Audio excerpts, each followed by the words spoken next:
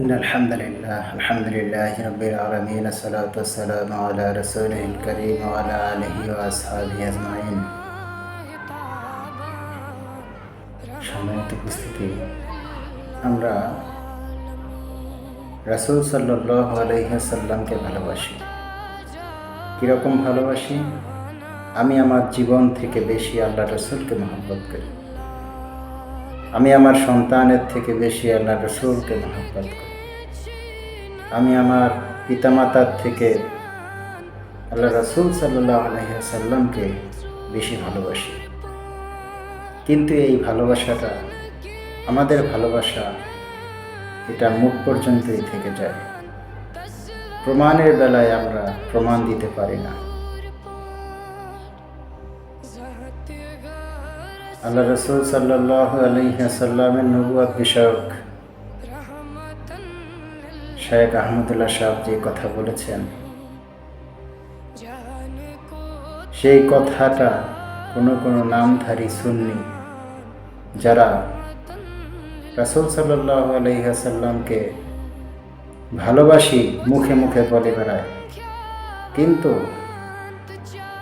আল্লাহ রাসূল সাল্লাল্লাহু আলাইহি ওয়াসাল্লামের ব্যঙ্গচিত্র অঙ্কন করা হয়, তখন তাদের কোনো প্রতিবাদ দেখা যায় না।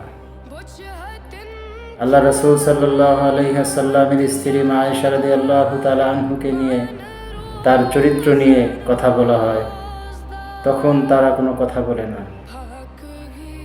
কিন্তু এখন এই নামধারী সুন্নিরা, প্রখ্যাত আলেমে দ্বীন, আমাদের নয়নের মণি শেখ আহমদুল্লাহ সাহেবকে অকথ্য ভাষায় গালিগালাজ করেছে। আরে ভাই, রাসূল সাল্লাল্লাহু আলাইহি ওয়াসাল্লামকে ভালোবাসি, এটা মুখে বলার কোনো বিষয় নয়। রাসূল সাল্লাল্লাহু আলাইহি ওয়াসাল্লামের উপরে ঈমান আমাকে আনতেই হবে। আমার ঈমানে এক চুল পরিমাণ ত্রুটিও থাকতে পারবে না। রাসূল সাল্লাল্লাহু আলাইহি ওয়াসাল্লামকে ভালোবাসি, এটা প্রমাণ দিতে হবে, এটা কাজে প্রমাণ দিতে হবে, এটা প্রমাণের বিষয়। মুখে বলি ইয়া রাসূলুল্লাহ, আপনাকে খুব ভালোবাসি, ইয়া নবী সালাম আলাইকা, ইয়া রাসূল সালাম আলাইকা বলতে বলতে যদি আমার মুখ থেকে ফেনাও বের করে ফেলি, কিন্তু আল্লাহ রাসূলকে যখন অপমান করা হবে, আল্লাহ রাসূলের স্ত্রীদেরকে নিয়ে যখন কথা বলা হবে, তখন যদি আমি মুখে কুলুপ দিয়ে রাখি, তাহলে আমার ওই ভালোবাসা 4 পয়সারও দাম নেই। আরে ভাই, আমরা কি হযরত আমির আল জামুর রাদিয়াল্লাহু তাআলা আনহুর মতো রাসূল সাল্লাল্লাহু আলাইহি ওয়াসাল্লামকে ভালোবাসতে পারবো? আমরা কি হযরত তালহা রাদিয়াল্লাহু তাআলা আনহুর মতো রাসূল সাল্লাল্লাহু আলাইহি ওয়াসাল্লামকে ভালোবাসতে পারবো? আমরা কি সিদ্দিক আকবর আবু বকর সিদ্দিক রাদিয়াল্লাহু তাআলা আনহুর চেয়ে বেশি ভালোবাসতে পারবো? উহুদের যুদ্ধের সময় আল্লাহ রাসূল সাল্লাল্লাহু আলাইহি ওয়াসাল্লামকে যখন কাফেররা চতুর্দিক থেকে ঘিরে ফেলল, হযরত আমির আল জামুর রাদিয়াল্লাহু তাআলা আনহু, তিনি ল্যাংড়া ছিলেন, এক পায়ের উপরে ভর করে চলতে পারত। ওই এক পায়ের উপরে ভর করে লাফাইতে লাফাইতে এসে আল্লাহ রাসূল সাল্লাল্লাহু আলাইহি ওয়াসাল্লামের পাশে সাহাবীরা প্রাচীর দিয়ে দাঁড়িয়ে আছে, তাদের সামনে যেদিক থেকে তরবারি আসতেছে সেদিকে তার পিঠ পেতে দিচ্ছে, যেদিক থেকে ধনুক আসতেছে সেদিকে তার হাত বাড়িয়ে দিচ্ছে, যেদিক থেকে ধনুক আসতেছে সেদিকে তার বুক পেতে দিচ্ছে। খণ্ড বিখণ্ডিত হয়ে উহুদের ময়দানে শহীদ হয়ে পড়েছিল। এই আমির আল জামুর রাদিয়াল্লাহু তাআলা আনহুর ব্যাপারে রাসূল সাল্লাল্লাহু আলাইহি ওয়াসাল্লাম বলেছেন,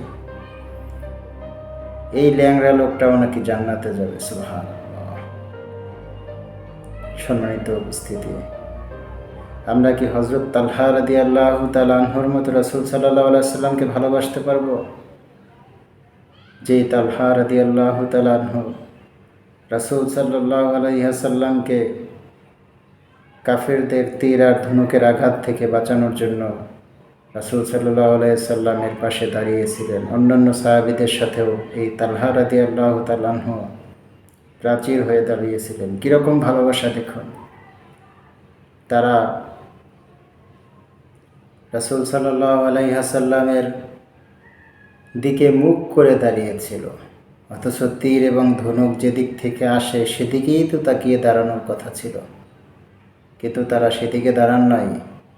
আল্লাহ রাসূল সাল্লাল্লাহু আলাইহি সাল্লামের দিকে মুখ করে দাঁড়িয়েছিল, প্রাচীর হয়ে দাঁড়িয়েছিল।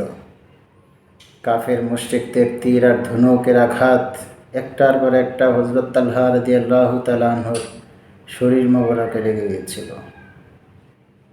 পরবর্তীতে দেখা গেল ৮০টারও বেশি তীর হযরত তালহা রাদিয়াল্লাহু তাআলা আনহুর শরীরে এসে ঢুকেছিল। হযরত তালহা রাদিয়াল্লাহু তাআলা আনহু শরীর মোবারকে এসে তীর আর ধনুকের আঘাত আস্তে আস্তে আস্তে আস্তে এক পর্যায়ে ৮০টারও বেশি তীর আর ধনুকের আঘাত হযরত তালহা রাদিয়াল্লাহু তাআলা আনহুর শরীর মোবারকে ঢুকে গিয়েছিল। পরবর্তীতে তাদেরকে জিজ্ঞেস করা হয়েছিল, আপনারা কেন রাসূল সাল্লাল্লাহু আলাইহি ওয়াসাল্লামের দিকে মুখ করে দাঁড়ালেন, অথচ তীর আর ধনুক তো উল্টো পাশ দিয়ে আসতেছিল, সেদিকে আপনারা মুখ করেন নাই কেন? সাহাবায়ে কেরাম উত্তর দিয়েছিল, আমরা আমাদের রাসূলকে কলিজাত থেকে ভালোবাসি, অন্তর থেকে ভালোবাসি। আমাদের সম্মান যতটুকু আছে ততটুকু ইজ্জত আমরা রাসূল সাল্লাল্লাহু আলাইহি ওয়াসাল্লামকে দেই। আমরা আল্লাহ রাসূল সাল্লাল্লাহু আলাইহি ওয়াসাল্লামের দিকে পিছন দিকে করে রাসূল সাল্লাল্লাহু আলাইহি ওয়াসাল্লামকে পিছনে রেখে আমরা তীর আর ধনুক সামনের থেকে আসতে থাকবে আর আমরা তা ঠেকাইতে থাকবো, এতটুকু বেয়াদবি আমরা করতে চাই না। সম্মানিত উপস্থিতি, ভালোবাসা কাকে বলে?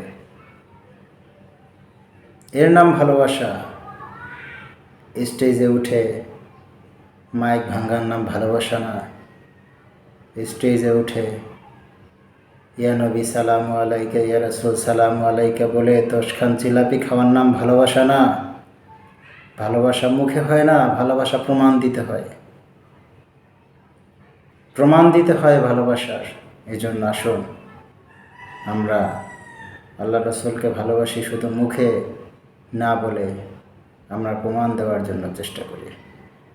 এই জন্য আল্লাহ রাসূল সাল্লাল্লাহু আলাইহি ওয়াসাল্লাম ইরশাদ করেছেন, মান আহাব্বা সুন্নতি ফাকাদ আহাব্বানি। যে ব্যক্তি আমার সুন্নতকে ভালোবাসলো সেজন্য আমাকেই ভালোবাসলো। এখন আল্লাহ রাসূল সাল্লাল্লাহু আলাইহি ওয়াসাল্লামের সুন্নতের ভিতরে কোন কোন সুন্নতগুলো খুবই জরুরি ছিল, কোন কোন সুন্নতকে সাহাবায়ে কেরাম বেশি অনুসরণ করেছেন, সেই সুন্নতগুলোকে আমাদেরকে বেশি অনুসরণ করতে হবে। সম্মানিত ভাইরা, মিষ্টি খাওয়া সুন্নত, কিন্তু এটা অনেক পরের কথা। আগের সুন্নতগুলো আমাকে আগে পালন করতে হবে। রাসূল সাল্লাল্লাহু আলাইহি ওয়াসাল্লামের সুন্নাত ছিল জিহাদের ময়দানে কোনো পিছুটান না রেখে সবেগে সামনে এগিয়ে চলা। রাসূল সাল্লাল্লাহু আলাইহি ওয়াসাল্লামের সুন্নাত ছিল সমাজ থেকে অন্যায় অনাচার দূর করে শান্তি প্রতিষ্ঠার আন্দোলন করা। সেই কাজের সাথে যদি আমরা অগ্রগামী হতে পারি, সেই কাজকে যদি আমরা বেগবান করে নিতে পারি, তাহলেই আমাদের সার্থকতা, তাহলেই প্রমাণ হবে যে হ্যাঁ, আমি আল্লাহ রাসূল সাল্লাল্লাহু আলাইহি ওয়াসাল্লামকেই ভালোবাসি এবং আমি ওই আল্লাহ রাসূল সাল্লাল্লাহু আলাইহি ওয়াসাল্লামের সৈনিক। এজন্য আসুন আমরা সকলেই মৌখিকভাবে স্বীকৃতি না দিয়ে কাজে পরিণত করি, প্রমাণ দেই। প্রমাণের মাধ্যমেই আল্লাহ রাসূল সাল্লাল্লাহু আলাইহি ওয়াসাল্লামের ভালোবাসার প্রেরণা জুগিয়ে আমাদের জীবনটাকে অগ্রগামী করি। যদি প্রমাণের মাধ্যমে আল্লাহ রাসূল সাল্লাল্লাহু আলাইহি ওয়াসাল্লামকে ভালোবাসার প্রমাণ যদি আমরা দিতে পারি, তাহলেই আমাদের জন্য সার্থকতা, তাহলেই আমাদের জন্য রয়েছে আল্লাহ রাসূল সাল্লাল্লাহু আলাইহি ওয়াসাল্লামের হাতে সেই হাউজে কাউসারের পানি। সম্মানিত উপস্থিতি, আমরা আসুন আল্লাহ রাসূলকে অন্তর থেকে, মন থেকে, দিল থেকে, প্রাণ থেকে ভালোবাসি এবং আল্লাহ রাসূল সাল্লাল্লাহু আলাইহি ওয়াসাল্লামের সুন্নত সমূহকে প্রতিষ্ঠা করবার জন্য যারা সুন্নতকে প্রতিষ্ঠা করতেছেন, যারা এই আল্লাহ রাসূল সাল্লাল্লাহু আলাইহি ওয়াসাল্লামের সুন্নতকে প্রতিষ্ঠা করার আন্দোলন করতেছেন, তাদের সাথে একত্রতা পোষণ করে আমরাও আমাদের জীবনটাকে গঠন করি। আল্লাহ তাআলা আমাদের সকলকে সেই তৌফিক দান করুন। আমিন। ওয়া আখিরু দাওয়ানা আলহামদুলিল্লাহি রাব্বিল আলামিন।